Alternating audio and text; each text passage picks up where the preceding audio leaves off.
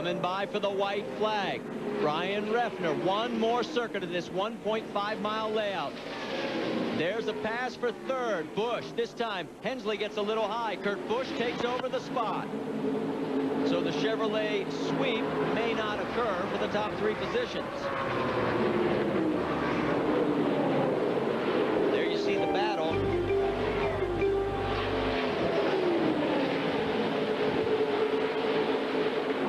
Down the back straightaway, coming out of turn number 4. Here comes Bryan Reffner. Your first win in 112 races. I think he knows where he'll find victory lane. Second will be Andy Houston. Third, Kurt Busch. Look at that crew.